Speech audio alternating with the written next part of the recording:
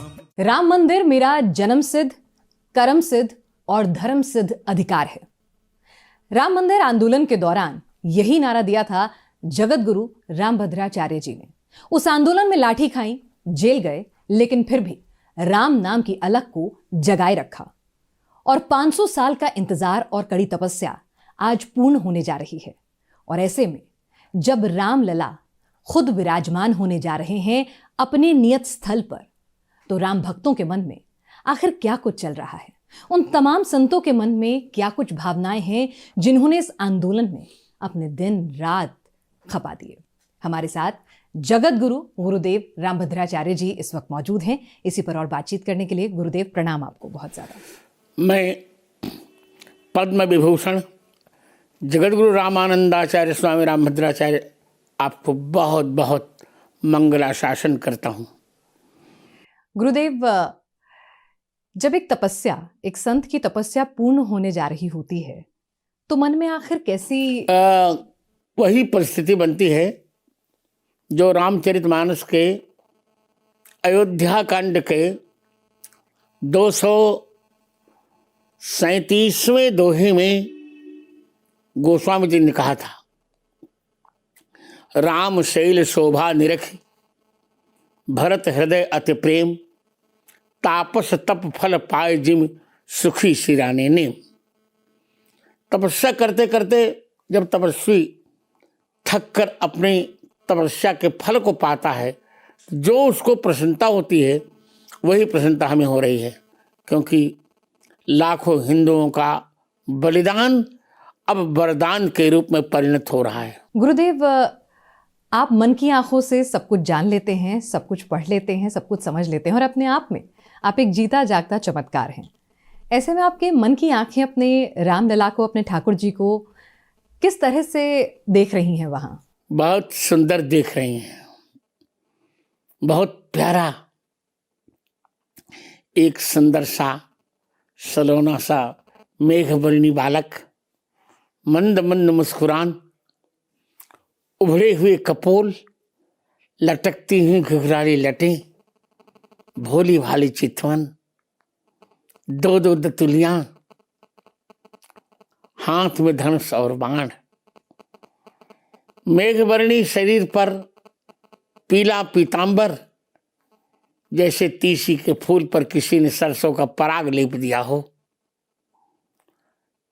चलता हुआ कोमलांग मंगलमय अनिर्वचनीय विग्रह जो कि मन को चुरा रहा है। स्मरण करने मात्र से मन संसार को विस्मरण करके उसी परमेश्वर की अलौकिक सत्ता को प्रणाम करने के लिए विवश हो रहा है। इतना खूबसूरत वर्णन, ऐसा लगा मानो वो मूर्त ही सामने आ गई है, जिसको देखने के लिए लाखों हिंदुस्तानी जो हैं 22 जनवरी का इंतजार कर रहे हैं। और हिंदुस्तानी क्यों, दुनिया के हर कोने में बैठा हुआ राम भक्त जो है अपने रामलला को देखने के लिए आखिर किस रूप में विराजमान होगा, उसका बहुत ही सुंदर वर्णन आपने किया है। गुरुदेव, भव्य मंदिर बन रहा है, दिव्य मंदिर बन रहा है, अपने आप में वो एक कला का बेजोड़ नमूना होगा, नागर शैली में तैयार। उस मंदिर को लेके सोचा है कैसा होगा? कभी आप अपने मन में सोचते हैं? हाँ जी, निश्चित सोचता हूँ। हमने भी उनको सम्मतियां दी हैं कि ऐसे बनाओ, ऐसे बनाओ, ऐसे बनाओ, ऐसे बनाओ। तो हम लोगों की सम्मति के आधार पर ही वो मंदिर बन रहा है। आपने क्या क्या सुझाव दिए थे, अगर आप हमने स्तंभों का सुझाव दिया था और कहा था कम से कम 3 तल होनी चाहिए। प्रथम तल में भगवान राम, मुख्य रामलला जी और एक 5 वर्षीय बालक का विग्रह, द्वितीय तल पर सीताराम जी, राम दरबार, तृतीय तल पर अन्य देवतागण, गोपुर। बहुत बड़ा मंदिर बन रहा है और एशिया नहीं विश्व का सबसे प्रथम मंदिर यह बन रहा है। हमने उनको सब सुझाव दिए कि इसको ऐसा करो, ऐसी कलाकृति करो और उसी प्रकार बनाए जैसा हम लोग चाहते थे। गुरुदेव, आप तो अंतर्यामी है, मन की आंखों से सब कुछ जान लेते हैं, लेकिन उस दिन को लेकर कुछ मन में किस तरह की भावनाएं हैं? हालांकि संत जो हैं संयम के लिए जाने जाते हैं, लेकिन फिर भी एक 500 वर्ष वही वही वही संयम है।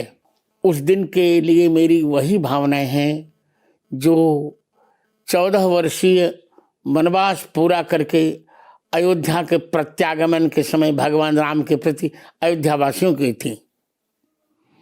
कौशल्यादिक मात सब मन आनंद अति होय, आयो प्रभु श्री अनुजित कहंचा तब कोई। अब तो एक एक पल एक एक कल्प के समान बीत रहा। जल्दी वह दिन आए, जल्दी 22 जनवरी आए, वही जल्दी 12 बजे, जल्दी 29 मिनट पूरे हों और उस समय रामलला जी गर्भगृह में विराजमान हों। बिल्कुल, हम कल्पना भी नहीं कर सकते जो अनुभूति आपको होने वाली है, क्योंकि हम उस आंदोलन के गवाह नहीं रहे। हमने उस आंदोलन के बारे में सिर्फ सुना है, नई पीढ़ी ने भी सिर्फ सुना है, पढ़ा है, लेकिन आप उस आंदोलन का हिस्सा रहे और राम की भक्ति का अलख आप जगाते रहे। तो आपको जो अनुभूति उस दिन होगी, आपकी तपस्या जो पूर्ण होगी, उस पर हम फिर से बात ज़रूर करेंगे। लेकिन मैं आपको ज़रा थोड़ा इतिहास के पन्नों में ले जाना चाहती हूँ। वो दौर बेहद मुश्किल था राम आंदोलन का, जब आपने ये नारा दिया कि राम मंदिर मेरा जन्म सिद्ध, कर्म सिद्ध और धर्म सिद्ध अधिकार है। ऐसा है, वो दौर वास्तव में बहुत कठिन था, क्योंकि चारों ओर कांग्रेस का शासन था, दमनकारी तंत्र था, दमन हो रहा था। उस समय राम कहने में भी लोग डर रहे थे, तो क्या कहा जाए। पर उस दौर को भी हमने देखा और उन चुनौतियों को भी स्वीकारा, अंत में विजय हमारी हुई। बिल्कुल, और तमाम राम भक्तों की ये विजय है, हमारे पुरखों के संघर्ष का, संतों के संघर्ष का ये फल है। लेकिन उस दौर में जब संतों को भी नहीं बख्शा जाता था, क्या कहा जाए पिनाश जी,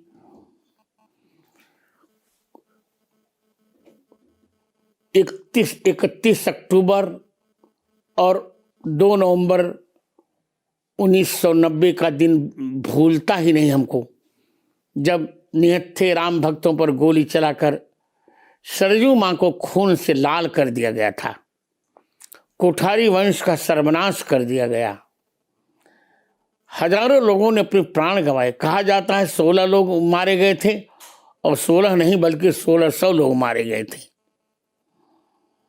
वो दिन तो सामान्य नहीं था, परंतु उस अपमान का बदला भगवान ने लिया और 6 दिसंबर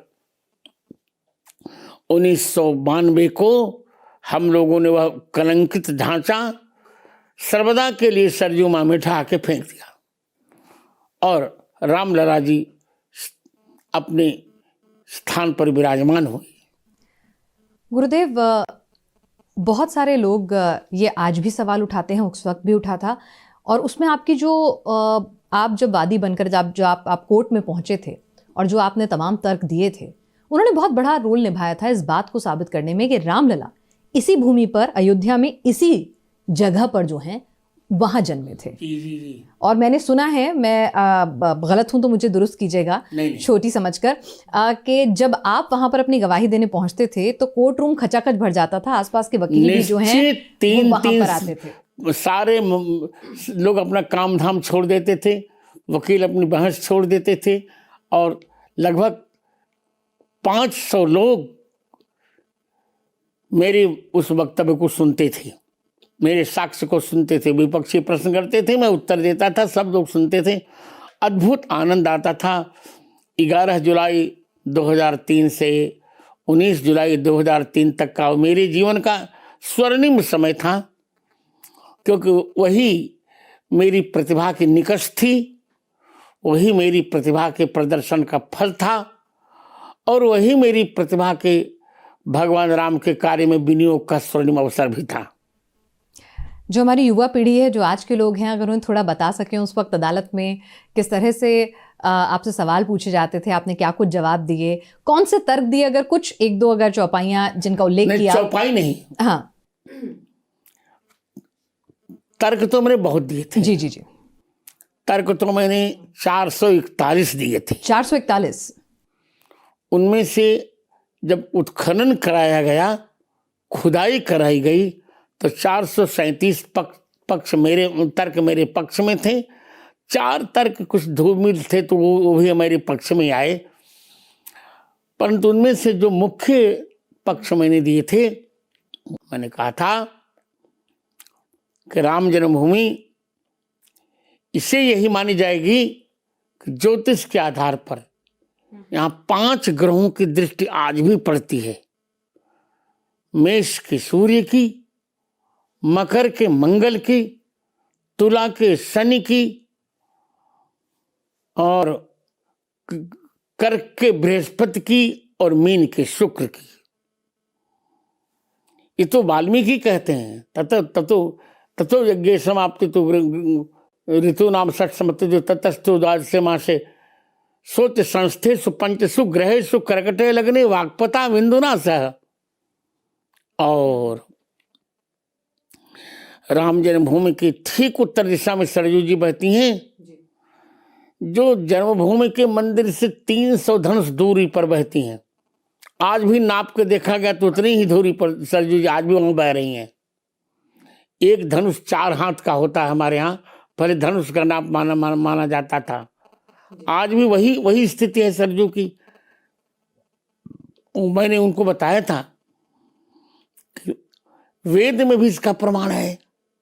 अथर्ववेद तो स्पष्ट कहता है, अष्टाचक्रा नवद्वारा देवानाम पूरे अयोध्या तस्याम हिरण्मय कोश स्वर्गो ज्योतिषावृता। 8 चक्रों वाली 9 द्वारों वाली वह देवताओं की पूरी अयोध्या है, जिसमें मंडपाकार एक स्वर्ण का भवन है। उस भवन में स्वर्ग से ज्योतिष पुंज ही बालक रूप में श्री राम रूप में प्रकट हुआ। ये अथर्ववेद के 10वें कांड के 31वें अनुवाक के 2य मंत्र में स्पष्ट प्रमाण है। तो प्रमाण आपने दिए और हम आपका प्रमाणों को सुन करके मुस्लिम जज ने कहा था, sir you are divine power. जी बिल्कुल, और इस डिवाइन पावर में किसी को कोई शक शुबा नहीं है कि आपने बहुत ही कम उम्र के में आपने आंखों की रोशनी चली गई, लेकिन आपने अपनी दिल दिमाग की रोशनी को इतना मजबूत किया कि आप जगत गुरु के पद पर आए, जो कि त्यागी जी जन्म के 2 महीने बाद ही मेरे नेत्र चले गए थे। बहुत कम उम्र का प्रश्न नहीं उठता। मैंने 5 वर्ष की अवस्था में गीता जी कंठस्थ की थी और 7 वर्ष की अवस्था में पूरी रामायण कंठस्थ की थी। और अपने शैक्षणिक जीवन में कभी भी 99% से नीचे अंक मैंने कभी नहीं प्राप्त किए। भारत का मैं पहला JRF हूँ, मैं PhD भी हूँ, DLED भी हूँ। गुरुदेव, हम पढ़ रहे थे तो ये भी जानकारी मिली कि उस दौरान आपको जेल भी जाना पड़ा था। हाँ, मैं 8 दिन तक जेल गया था। 8 दिन तक? 8 दिन तक जेल में था। मेरी बड़ी बहन मुझे भोजन लाती थी, खा लेता था, और फिर पुलिस के डंडे भी सहे थे हमने। जगत गुरु को पुलिस के डंडे सुन के ही मन में पीड़ा होती है। और मेरी ये दाहिनी कलाई आज भी आप यू कैन सी, आज भी आप देख सकती हैं, यहाँ टेढ़ी हो गई। यहाँ जी, जो आप दिखा रहे हैं, बिल्कुल आप ध्यान से देखिए, यहाँ टेढ़ी हो गई। और इसके बाद मैं नजरबंद भी हुआ था। और अच्छा, नजरबंद भी हुआ? हाँ, नजरबंद भी हुआ था 2013 में। और इसके बाद मुझे मारने तक का प्रयास किया गया था। 1996 में मेरी कथा दिल्ली में चल रही थी, तो लोगों ने सोचा जगत गुरु जी पांडाल में होंगे, तो पूरे पांडाल में आग लगा दी गई। चांदी का सिंहासन जलकर वो तो खाक हो गया। तो कुछ भगवान की कृपा थी कि मैं वहाँ नहीं था, क्योंकि मैं तो कहीं अन्यत्र विश्राम कर रहा था। पांडाल में थोड़े विश्राम करूंगा मैं। प्रश्न किया गया तो उन्होंने कहा ये तो लाइट के कारण ऐसा हो गया। अरे लाइट के कारण कोई पंडाल जल जाता है? नरसिम्हा राव की सरकार थी उसमें 95 में ये सब हुआ। तो सब कुछ तो यात्राएं हम लोगों ने भोग ली राम जी के लिए, पर मैंने समझौता नहीं किया। और लोगों ने समझौते किए, हम कहा नहीं, मैं समझौता नहीं करूंगा। जो राम जी का है वो मेरा है, और जो राम जी का नहीं वो मेरे उससे मेरे कोई संबंध होंगे ही नहीं, और मैंने कभी स्वीकारा। राम जी के जीवन का, या अगर मैं कहूँ रामचरितमानस से, क्या कुछ ऐसा था जो जीवन में आगे बढ़ते की तमाम संघर्ष के जान पर खतरा बनाया, जेल में पहुंचा दिया, नजरबंद रखा, लाठी चला दी? राघव जी का उनके गुण ही इतने प्यारे हैं। एक बार मैंने विनोद में कहा था कि राघव तुम्हारे प्रेम ने बाबा बना दिया। अच्छा, मैं आपसे एक और चीज पूछना चाहूंगी। तमाम लोग कह रहे हैं कि ठीक है, भव्य दिव्य राम मंदिर बन गया, राम मंदिर अपनी जगह पर बना, जो जगह वर्णित है तमाम धार्मिक ग्रंथों में, लेकिन अब राम मंदिर के बाद काशी मथुरा की बारी है। हम देखिए, ये क्यों कहना उचित है? हम तो अक्षरानुसार चल रहे, अल्फाबेटली चल रहे हैं। हमें 3 चाहिए, अ का म। अ माने अयोध्या, का माने काशी और मा माने मथुरा। इसके बाद रुक जाएंगे? हाँ, इसके बाद रुक जाएंगे। पर क्या जरूरी है? जिस निश्चित रूप से, क्योंकि ये तीनों हमारे हिंदुओं का आस्था केंद्र है। काशी का वह विश्वनाथ मंदिर जहां इन लोगों ने मस्जिद बनाई, वो ज्ञानवापी का एक घूंट जो जल पी रहे वो प्रतिभा संपन्न हो जाता था, और मैंने वह जल पिया हुआ है। अच्छा। तो भारत प्रतिभा से हीन हो जाए, भारत में कोई टैलेंटेड न रह जाए, इसलिए तो इन लोगों ने बनाई। मथुरा में वह गीता गायक भगवान का मंदिर, आपको जानकर बहुत पीड़ा होगी कि इन लोगों ने वह मंदिर जब तोड़ा तो वहां पर केशव देव का मंदिर जो बनाया था राम जी कृष्ण भगवान के पौत्र बैजनाथ ने, तो 400 किलो स्वर्ण की मूर्ति भगवान की बनाई थी। तो मंदिर को तोड़ करके वो 400 किलो सोना औरंगजेब ले गया था। लेकिन जगत गुरु, कई लोग कहते हैं कि ये रेस कहाँ जाके रुकेगी? जो इतिहास में हुआ उसको देखिए जिस मिट्टी में राम है, जिसके दिल में राम है हिंदुस्तानियों के, भारत के, तो भारत में भी राम है। तो ऐसे में फिर ये कहाँ जाके रुकेगा? नहीं। स्वाभिमान तो चाहिए ना। देखिए, अभिमान हमारे यहाँ निषिद्ध है, पर स्वाभिमान चाहिए। जैसे तिलक ने कहा था कि स्वतंत्रता हमारा जन्म सिद्ध अधिकार है, वही तो हम कह रहे हैं कि राम जन्मभूमि, काशी विश्वनाथ और कृष्ण जन्मभूमि ये हिंदुओं का जन्म सिद्ध अधिकार भी है, कर्म सिद्ध अधिकार भी है, धर्म सिद्ध अधिकार भी है। ये तो हमारा अधिकार है ना। लेकिन कल को कोई और दूसरी जगह लेकर आ गया, क्यों कहेंगे? यदि उनको समन्वय करना हो तो मक्के में हमको राम मंदिर बनाने का की अनुमति दे दें, हम अपना पक्ष वापस ले लेते हैं। हमारे मंदिरों को तोड़कर क्यों उन्होंने मस्जिदें बनाई? हमने तो कुछ नहीं कहा, हमने कुछ ही। अब देख, कभी भी हिंदू आक्रांता नहीं रहा है। अच्छा, एक सवाल ये भी उठ रहा है कि जो शंकराचार्य जो हैं चारों, वो इस कार्यक्रम में नहीं आ रहे हैं। वो तो उनका अपना चिंतन। नहीं, वो कह रहे हैं कि ये हिंदू धर्म के जो मान्यता है, वो कह रहे हैं गलत परिपाटी सामने आएगी कि जब तक मंदिर पूर्ण नहीं होता है, उसका गुंबद पूर्ण नहीं हो जाता है, ऐसा नहीं है, तब तक प्राण प्रतिष्ठा नहीं हो सकती। ऐसा नहीं है। एक तल पूर्ण हो गया, गर्भगृह पूर्ण हो गया, वो एक स्थल पूर्ण हो गया, उसे वहाँ कोई शास्त्रीय नियम नहीं, ऐसा कुछ नहीं है। नहीं। एक चीज और बताइए गुरुदेव, जो आपने इतना खूबसूरत वर्णन किया, इतना सुंदर मार्मिक वर्णन किया रामलला की सूरत का जो वहाँ विराजने वाली है, क्या कभी जीवन में कोई ऐसी घटना घटी कि रामलला के खुद के दर्शन हुए हों, उनका स्वरूप ऐसा लगा हो आसपास ही है, और इस वजह से आप इतने खूबसूरत तरीके से बता पा रहे हैं? मुझे आज भी लग रहा है, अभी भी लग रहा है, अभी भी लग रहा है एक बालक मेरे सामने खड़ा है, प्यारा प्यारा। तो साक्षात दर्शन होते हैं कभी सब? बिल्कुल होते हैं, मैं झूठ नहीं बोलते। यद्यपि सब कहना नहीं चाहिए, पर आप पूछिए, मैं बता रहा हूँ। कभी कोई इंसिडेंट आप बताएंगे, कभी ऐसा हुआ हो कि ऐसी घटना में? हाँ, मैं बताने जा रहा हूँ, मैं झूठ नहीं बोलूंगा।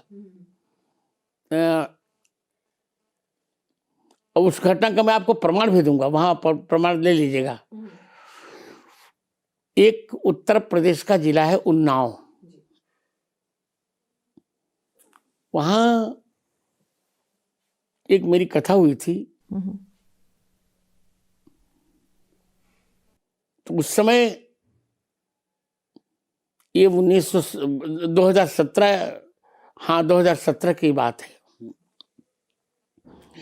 उस समय मुझे टेंट में रहना पड़ा था, कुछ कारण थे।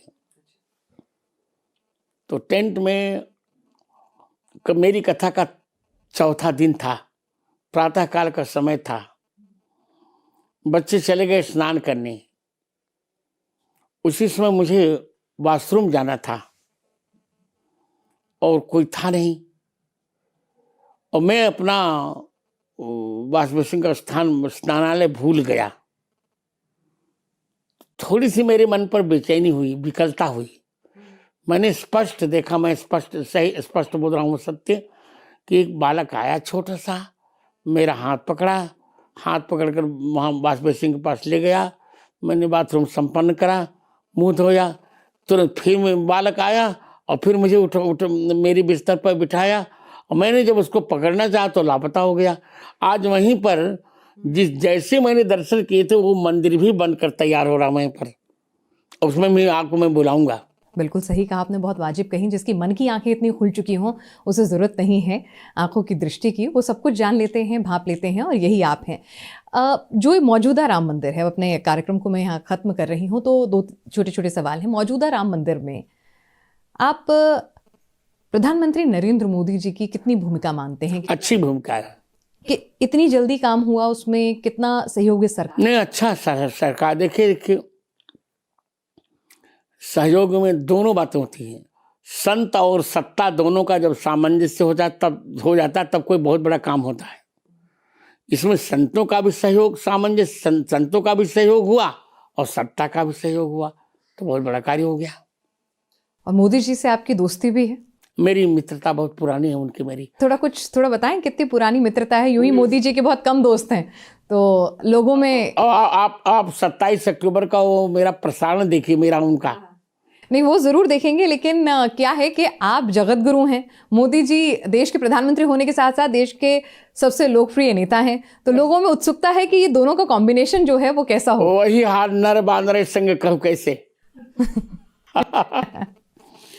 मोदी जी की मेरी मित्रता 1988 से है। अच्छा। जब अडवाणी जी की रथ यात्रा निकली थी तब से मेरा उनका परिचय है, और प्रगाढ़ परिचय है। वो मुझे जानते हैं, मैं उन्हें जानता हूं। दोनों एक दूसरे के मित्र हैं। जब वो मुझसे मिलते हैं तो ना तो प्रधानमंत्री रहते हैं, ना मैं जगत गुरु, दोनों एक मित्र होते हैं बस। जगत गुरु, हमसे बातचीत करने के लिए रामभद्राचार्य जी, पद्म विभूषण, आपका बहुत बहुत शुक्रिया। राम मंदिर आंदोलन के संघर्ष से लेकर राम के जीवन पर आपने तमाम बातें की और तमाम हमारे दर्शकों को इतिहास से रूबरू कराया, धर्म से रूबरू कराया और उनको ज्ञान दिया। आपका बहुत बहुत शुक्रिया। प्रणाम।